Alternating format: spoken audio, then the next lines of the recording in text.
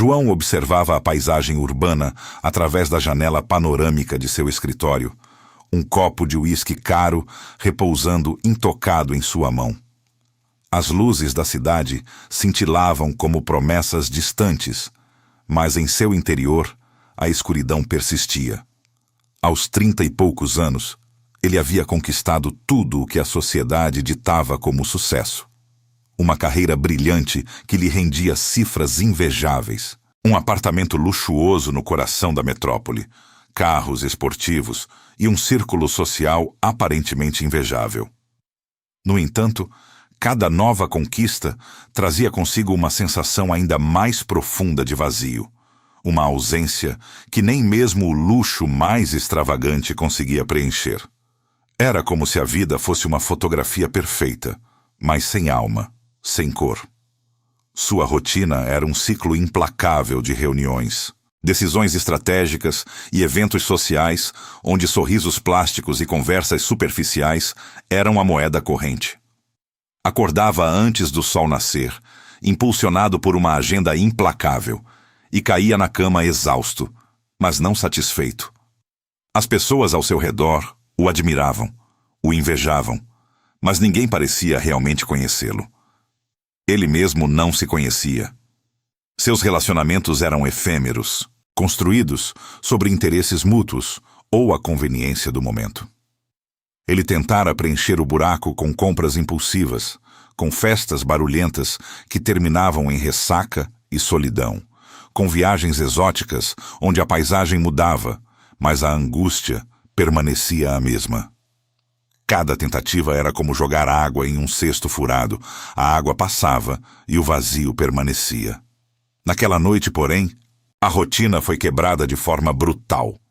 Uma ligação fria de seu sócio informava o colapso de um projeto que havia consumido anos de sua vida e milhões de seu capital.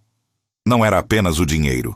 Era a falência de uma ilusão, a ruína de algo em que ele depositara a última fagulha de esperança. Em seguida, uma mensagem. Um amigo próximo, um confidente de anos, havia traído sua confiança em um golpe financeiro, levando consigo uma parte considerável de sua fortuna. O mundo de João, antes tão sólido e previsível, começou a desmoronar em fragmentos dolorosos. As paredes de sua fortaleza de sucesso rachavam, revelando a fragilidade de sua existência. O que restava? Nada além de um eco de sua própria voz em um apartamento grande demais. Em meio ao caos de sua mente, João sentiu um impulso inexplicável. Ele precisava de ar, de silêncio, de algo que o afastasse daquele cenário de ruínas. Caminhou sem rumo pelas ruas da cidade, os arranha-céus parecendo monstros indiferentes. Acabou em um parque isolado, um oásis verde no coração de concreto. Sentou-se em um banco, observando as folhas caírem, cada uma um lembrete da impermanência. Foi então que o viu. Um monge budista, de vestes alaranjadas e semblante sereno, estava sentado em meditação sob uma árvore antiga. Seus olhos, ao se abrirem, encontraram os de João com uma profundidade que parecia penetrar sua alma. O monge sorriu gentilmente e, com uma voz calma e melodiosa, proferiu palavras que ecoariam na mente de João por dias, semanas, talvez para sempre. Se você está vendo isso, algo na sua vida precisa mudar. João sentiu um arrepio. Aquela frase tão simples e direta atingiu-o como um raio. Era como se o monge soubesse exatamente o tormento que ele carregava. Antes que pudesse reagir, o monge fechou os olhos novamente, imerso em sua meditação. João ficou ali, paralisado pela revelação e pela estranha paz que emanava da figura. A frase martelava em sua mente, um chamado inegável para uma jornada desconhecida. Antes de continuarmos, inscreva-se no canal e diga-nos nos comentários de onde você está assistindo. A frase do monge ressoava na mente de João, um eco persistente que não podia ser ignorado. Ele voltou ao parque nos dias seguintes, impulsionado por uma curiosidade que suplantava seu ceticismo inato. Encontrou o monge novamente, sempre no mesmo local, sob a mesma árvore, e finalmente reuniu coragem para abordá-lo. As primeiras conversas foram hesitantes, repletas da resistência de João às ideias que o monge, de forma suave, começava a introduzir. O monge falava sobre a impermanência de todas as coisas, sobre o sofrimento como parte intrínseca da existência e sobre um caminho para a libertação que não envolvia fugir da dor, mas sim compreendê-la e aceitá-la. João, acostumado à lógica implacável do mundo dos negócios, achava difícil assimilar conceitos tão abstratos. Sua mente racional, treinada para resolver problemas com soluções concretas, debatia-se com a noção de que o vazio que sentia não poderia ser preenchido por algo externo, mas apenas compreendido internamente. O monge, com infinita paciência, explicava que a verdadeira felicidade não residia na acumulação, mas na desapego, na presença e na compaixão. João tentou meditar, como o monge sugeriu, mas sua mente era um turbilhão de pensamentos, arrependimentos e planos futuros, incapaz de se aquietar. Cada tentativa era um desafio, uma batalha contra anos de hábitos mentais arraigados. A sua nova busca não passou despercebida pelo seu antigo círculo social. Amigos o questionavam sobre o que estava acontecendo, zombavam de sua fase espiritual e o convidavam para festas e eventos que ele agora achava vazios e sem sentido. Você está ficando louco, João. Onde está o homem de negócios implacável que conhecemos? Perguntavam. Ele se sentia um estranho em seu próprio mundo, um peixe fora d'água. As velhas conexões se desfaziam, não por sua vontade, mas pela incompatibilidade de seus novos valores com a superficialidade que antes o cercava. Esse conflito externo apenas acentuava seu conflito interno, a luta entre a zona de conforto conhecida e o território incerto da mudança. À medida que João persistia nas práticas propostas pelo monge, meditação, reflexão e a prática do metta, sua mente, antes tão barulhenta, começou a clarear. Foi durante um desses momentos de quietude que memórias há muito reprimidas começaram a emergir. Imagens fragmentadas de sua infância, de um tempo em que a vulnerabilidade era uma ferida aberta. Ele se viu novamente, um menino de 10 anos, descobrindo que seu pai, uma figura que ele idolatrava, havia traído sua mãe e a família, abandonando-os por outra vida.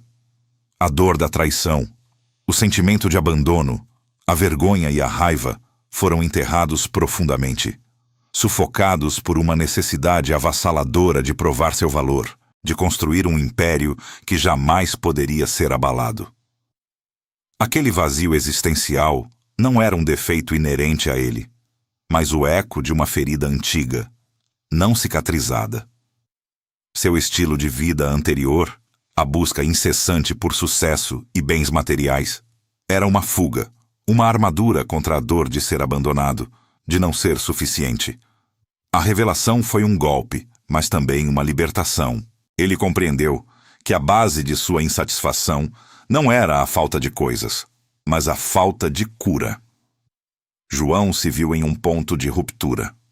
Poderia continuar a ignorar essa dor, a revestir-se de uma nova camada de distrações, talvez até de uma espiritualidade superficial que lhe desse mais um rótulo. Ou poderia enfrentar o passado, por mais doloroso que fosse. A imagem do pai, que ele não via há anos, voltou com força total. A raiva e o ressentimento eram quase palpáveis. Ele sabia que precisava confrontar não o homem em si, mas a memória da traição, a ferida que moldara sua vida. A decisão era clara, embora assustadora. A mudança seria dolorosa, mas a estagnação era a morte lenta de sua alma. Ele escolheria a incerteza da cura, a jornada para a libertação, custe o que custasse. João, agora mais sereno, sentia a quietude interna florescer, um jardim antes árido que começava a dar frutos. As práticas budistas, inicialmente estranhas e desafiadoras, haviam se tornado um refúgio, um caminho constante de autodescoberta.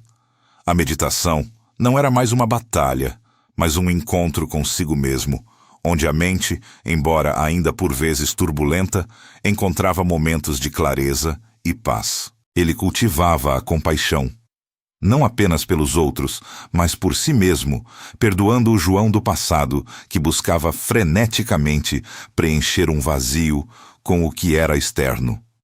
O desapego era uma lição diária, manifestada na forma como ele via seus bens materiais, seu sucesso profissional e até mesmo suas expectativas em relação aos outros. A presença, o estar plenamente no agora, era o maior presente que havia recebido. Os hábitos antigos, como a busca incessante por validação externa e a fuga da solidão através de distrações, foram gradualmente substituídos por rotinas mais saudáveis e significativas. Ele passava mais tempo na natureza, lia livros que nutriam sua alma e dedicava-se a trabalhos voluntários em um abrigo local.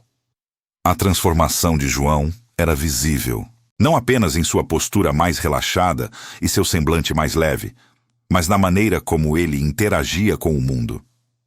A reconciliação começou sutilmente. Primeiro, com sua mãe, a quem ele havia mantido à distância, talvez por associá-la à dor do abandono paterno. Conversas longas e honestas, repletas de lágrimas e perdão, curaram feridas antigas. Ele buscou também amigos que havia negligenciado, aqueles que o amavam por quem ele era e não pelo que possuía. As novas conexões que surgiam em sua vida eram autênticas, baseadas em valores compartilhados e em uma compreensão mútua da jornada humana. Ele descobriu um amor redescoberto, não necessariamente romântico, mas um profundo amor pela vida, pela conexão humana e pela capacidade de cura que residia em cada um.